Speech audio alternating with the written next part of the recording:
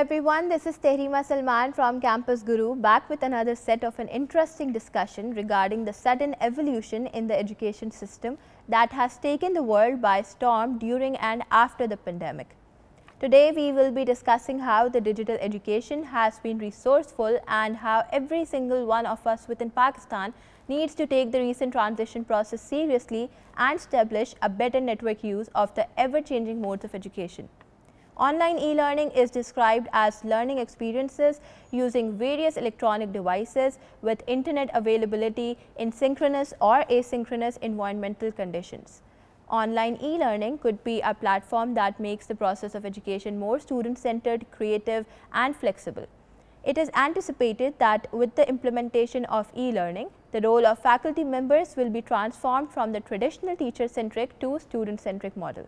Today we have a very special guest with us, Mr. Haider Ali, Chairman of All Private Schools Association, to discuss the changing trends in the education sector overall in order to better understand the structure and strategies really needed for Pakistan to progress and improve the existential illiteracy crisis prevailing in the country.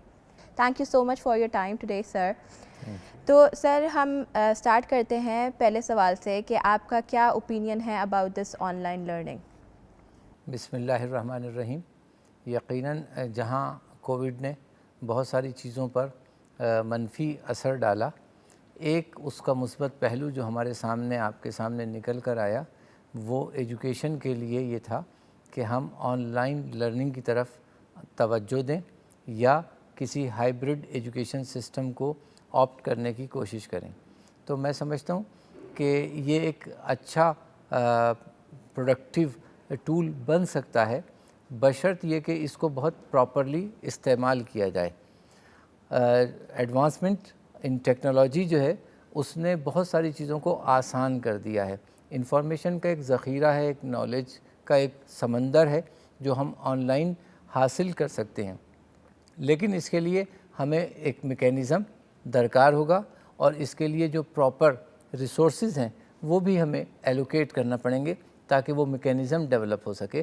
جو on line کے لیے ضروری ہے. اور on line جو ہے وہ صرف شاید سفیشینٹ نہ ہو، لیکن اگر ہم کسی ہائبرڈ ماڈل کی طرف جائیں تو وہ زیادہ اچھا ہے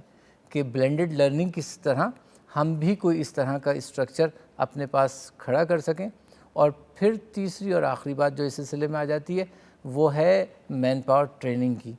کہ وہ اسٹیک ہولڈرز یا وہ مین پلیئرز جو اس سب چیزوں کو رن کریں گے، چاہے وہ ایجوکیشنل مینیجرز ہوں، چاہے وہ ٹیچرز ہوں، چاہے وہ پیرنٹس ہوں، تو جو جتنے لوگ بھی اس کے اسٹیک ہولڈرز ہیں، فیسیلیٹیٹرز ہیں، ان تمام کا جو اس پر آن بورڈ ہونا، ایک پیج پر ہونا اور ٹرینڈ ہونا لازمی اور ضروری ہے. شاید سر کیونکہ یہ ایک بہت بڑا چینج ہے ہمارے ایجوکیشن سسٹم میں، تو ڈو یو تھنک کہ یہ چینج جو ہے ایک پازیٹیو سائڈ پہ لے کے جائے گا ہمارے اسٹوڈنٹس کو، یا ہمارے اسٹوڈنٹس جو ہیں وہ اسی ٹریڈیشنل موڈ کے اتنے یوز ٹو ہیں کہ وہ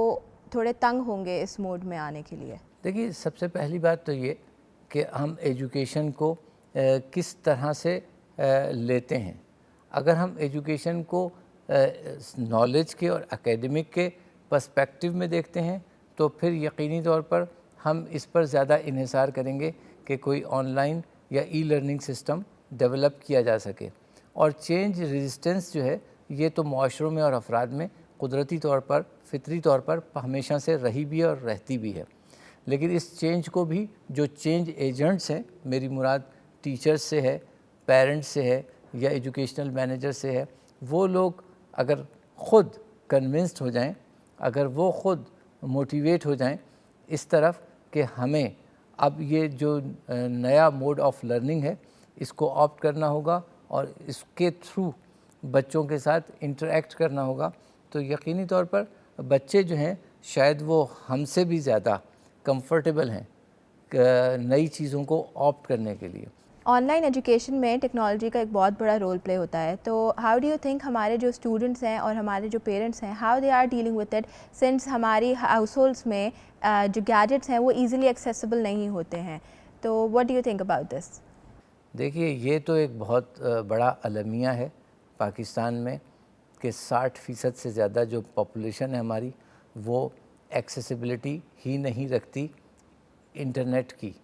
اور ڈیوائسز جو ہیں اس کے لیے تو اسٹیٹسٹکس اور زیادہ پریشان کر دیتی ہیں آپ کو کہ لیس دین 15% یا 20% ہارڈلی جو ہے وہ پیرنٹس یہ افورڈ کر سکتے ہیں. تو اس صورتحال میں ہم خود اس کو آسانی سے اندازہ لگا سکتے ہیں کہ پہلی بات تو یہ کہ ہماری پاپولیشن کا ایک بہت بڑا جو حصہ ہے وہ ان چیزوں سے محروم ہے,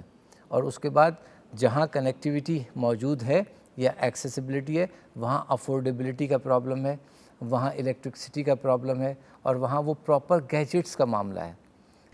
سر سم پیپل تھنک کہ جو ہمارا ٹریڈیشنل اسکولنگ میتھڈ ہے وہ ایک بچے کی اوریجنالٹی اور اس کی کریٹیوٹی کو ڈیمیج کرتا ہے. So do you agree with this, یا آپ کو لگتا ہے کہ یہ جو نیو موڈ آف لرننگ ہے یہ بچے کی اوریجنالٹی پہ زیادہ فوکس ہوگا؟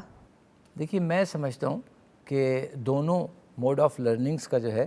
وہ کمپیریزن جو ہے وہ شاید مناسب نہیں ہے, اس لیے کہ جب آپ فیس ٹو فیس لرننگ کی بات کرتے ہیں تو اس کی پازیٹیو سائڈس بھی بہت زیادہ ہیں. سب سے پہلی پازیٹیو چیز اس کی یہ ہے کہ وہ انرجی جو مینٹور کے پاس ہوتی ہے, ٹیچر کے پاس ہوتی ہے, وہ بچوں میں ٹرانسفر ہو رہی ہوتی ہے, جبکہ ای لرننگ جو ہے ہمیں اس طرح کی پازیٹیو انرجی نہیں دیتا ہے. اور جہاں تک کریٹیوٹی یا اس کی اوریجنلٹی کی آپ نے بات کی, بالکل صحیح بات ہے, اس کا تعلق جو ہے وہ ٹیچر ٹریننگ سے ہے. اگر ہم ایجوکیشن کو